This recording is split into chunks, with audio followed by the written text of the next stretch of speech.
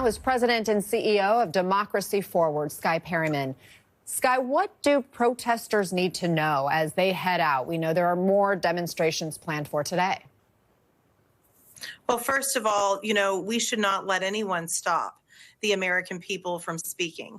And peaceful protest, it is righteous and it is the foundation of our democracy. I've been encouraged by so many people from across the political spectrum and from, frankly, across backgrounds, veterans, service members, individuals who are in their community, all saying we are not going to allow this president and this administration to escalate what is peaceful protesting. And so I think that's what we really want to make sure people remember, and that they do have rights under their Constitution, and that there are lawyers, including lawyers for the state of California, that are going to be in court to defend the ability of people to use their voices peacefully in this time. And you underline peacefully, because obviously there is a difference between somebody who is peacefully protesting and those who have decided to take unlawful actions that have been, born out of what was a peaceful protest, whether it's setting fires, throwing things at law enforcement, going up on freeways, that sort of thing. Should somebody who is peacefully protesting be stopped by the police? What are the top things they need to know?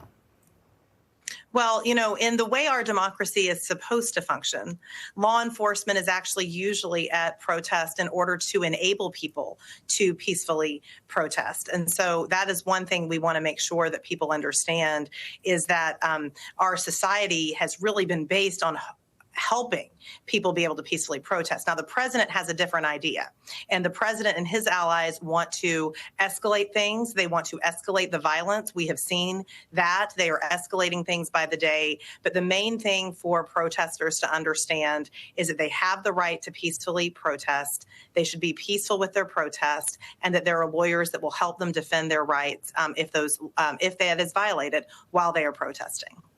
Can you tell us where the line is when it comes to protesting and obstructing federal action? Because we know at least of one arrest that was for obstruction of the immigration efforts that the administration was doing on Friday. This union leader, David Huerta, who they say was blocking an ICE vehicle. Is that obstruction, or could that be considered a form of protest? We are still getting all the information, but the decision to arrest and detain leaders of peaceful protest is certainly something that this administration is trying to do, because they want to deter the American people from protesting. They want to deter people from organizing.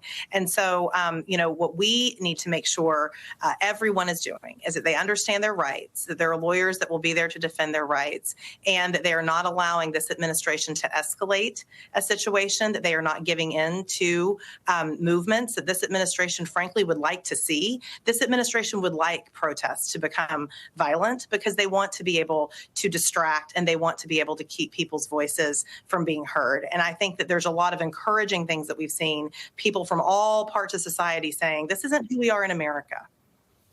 Skye Perryman, I appreciate it. Thank you so much for joining us.